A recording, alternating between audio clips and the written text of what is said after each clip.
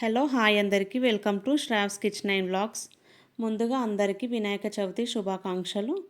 వినాయకుడికి ఎంతో ఇష్టమైన ప్రీతికరమైన ఉండ్రాళ్ళు, అదే పాల తాలికలని కూడా అంటారు కదండి. అవి ఎలా తయారు చేసుకోవాలో చూపిస్తున్నాను చూడండి. ఒక కప్పు బియ్యపిండి తీసుకున్నాను నేను. అదే కప్తో బెల్లం తురుము కూడా తీసుకున్నాను.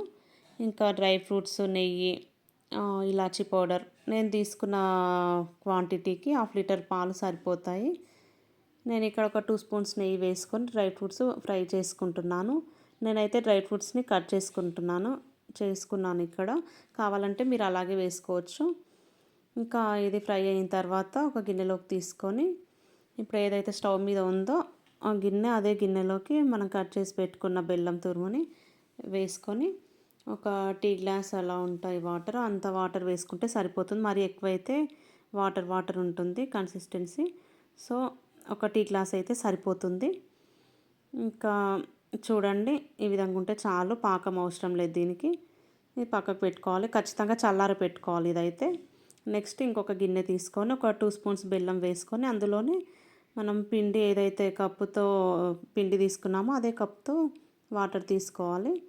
ఇప్పుడు ఆ బెల్లం కరిగిన తర్వాత పిండి వేసుకొని మెల్లగా కలుపుకోవాలి. స్టవ్ సిమ్లో పెట్టుకోవాలి ఖచ్చితంగా. చూడండి, ఇలా కలిపి పెట్టుకుంటే సరిపోతుంది. చూసారు కదా, ఇలా ఉంటే చాలు.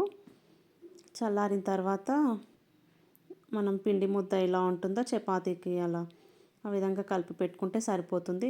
ఇదే టైంలో కొంచెం పిండి తీసుకొని ఒక గిన్నెలో పెట్టుకొని వాటర్ వేసుకొని డైల్యూట్ చేసుకోవాలి. నేను చేతికి అంటుతుందని చెప్పి ఇక్కడ నెయ్యి రాసుకున్న కొంచెము. ఇంకా మనకు నచ్చినట్టు పాల తాలికలు చేసుకోవచ్చు, నచ్చిన సైజులో. నేనైతే చిన్నగానే చేసుకున్నాను. మనం చేతితో చేసుకోవడం కొంచెం లేట్ అవుతుంది, ఇబ్బంది అనుకుంటే మన దగ్గర ఇట్లా మురుకుల పావు ఉంటుంది కదా ఇంట్లో, దాంతో చేసుకోవచ్చు. ఇంకా తొందరగా అయిపోతుంది పని, అయితే ఈజీగా ఉంటుంది, చాలా త్వరగా కంప్లీట్ అవుతుంది. అందుకే నేను ఈ విధంగా కూడా చూపిస్తున్నాను చూడండి. ఇంకా నేను కొన్ని ఉండ్రాలలా కూడా చేసుకున్నాను, రౌండ్ బాల్స్. ఈ విధంగా చేసి పక్కకు పెట్టుకోవాలి. నెక్స్ట్ ఇంకొక గిన్నె తీసుకొని మనం పాలు తీసుకున్నాం కదా, 1/2 లీటర్ పాలు అవి వేసుకొని ఒక కప్పు వాటర్ యాడ్ చేసుకోవాలి. ఇంకా మీ ఇష్టం ఉంటే చేసుకోవచ్చు, లేకుంటే లేదు. నేనైతే ఇక్కడ చేస్తున్నాను చూడండి. ఇవి పాలు మరిగిన తర్వాత మనం ఏమైతే పాల తాలికలు చేసి పక్కకు పెట్టుకున్నామో అవి వేసుకోవాలి, మెల్లగా వేసుకోవాలి. కలపొద్దు అసలు ఈ టైంలో. వేసిన తర్వాత ఒక 5 మినిట్స్ వదిలేయాలి లిడ్ పెట్టేసి. ఎందుకంటే కలిపితే మళ్ళీ విరిగిపోతాయి, అవంతా పాడవుతుంది.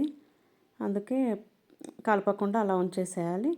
ఇప్పుడు నెక్స్ట్ పిండి పక్కకు పెట్టుకున్నాం కదా, కొంచెము డైల్యూట్ చేసుకొని అది ఇప్పుడు వేసుకుంటే సరిపోతుంది. మెల్లగా జాగ్రత్తగా కలుపుకోవాలి. ఇంకా నేను ఇక్కడ ఇలాచీ పౌడర్ కూడా వేస్తున్నాను ఇదే టైంలో.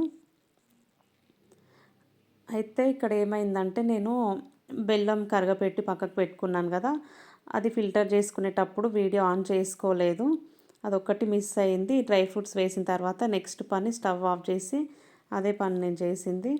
కాకపోతే నేను వీడియో ఆన్ చేసుకోవడం మర్చిపోయాను.